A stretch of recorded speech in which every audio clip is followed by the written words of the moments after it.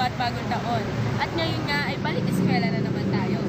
Bagong kaalaman, bagong impormasyon na inyong matutunghayan.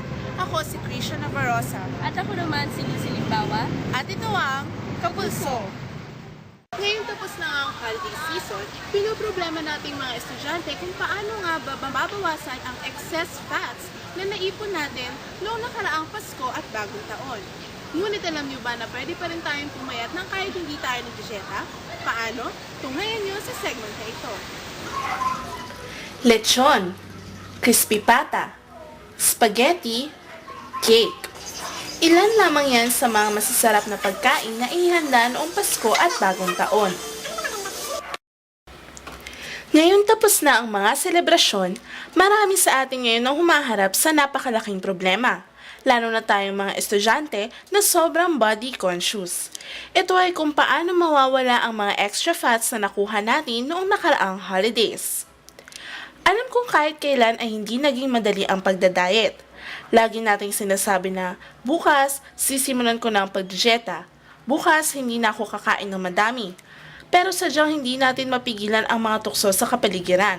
At kahit ano pang nais natin na ipagpatuloy ang ating nasimulan, hindi pa din matatanggihan ang pagkain at naiitsapera pa din ang pagdadiet.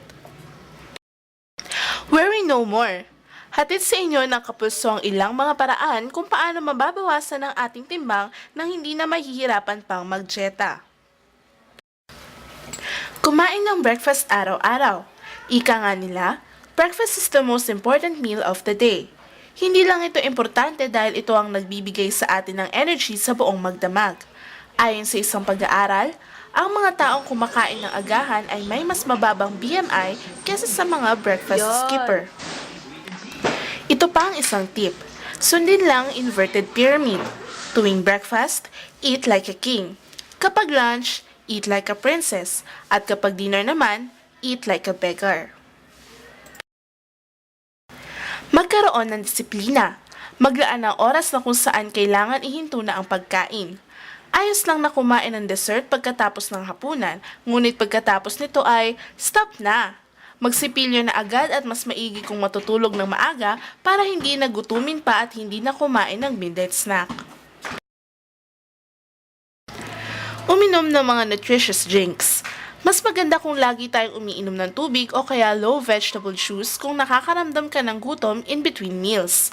Mainam na din na iwas-iwasan muna ang pag-inom ng alak dahil nakakadagdag lang ito ng calories sa katawan. Kumain ng madaming prutas at gulay. Konti lang kasi ang calories nito at healthy pa sa katawan. Sa halip din na kumain ng mga pastries, kumain na lang muna ng wheat bread, pastas, popcorn, brown rice at mga crackers. Masarap na, healthy pa. Iwasan din ang tukso sa pamamagitan ng hindi pagkain sa mga eat-all-you-can restaurants. Kapag naman a-attend ka sa isang party, kumain muna ng snack bago pumunta para hindi magutom at hinay-hinay lamang sa pagkain lalo na kung ito ay buffet.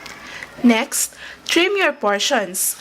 Napaka-effective ng step na ito dahil kapag nag-reduce ka daw ng 10 to 20% ng inyong kinakain ay tsak na papayat ka. At syempre naman, huwag nating kalimutan na maging aktibo. Mainam na gumawa ng ilang mga bagay na siyang makakapagpagalaw sa inyong katawan. Ang simpleng paglalakad ay isa na ding magandang paraan ng pagpapapayat. Well, hindi ito problema lalo na sa atin dahil dito sa ating universidad, wala ka talagang gagawin kundi ang maglakad. Sundin lang ang mga paraang ito at natitiyak kong babalik din sa dati ang inyong mga katawan. Who knows? Baka mas maging sexy, healthy, at fit ka pa. Enjoy being healthy mga kapulso!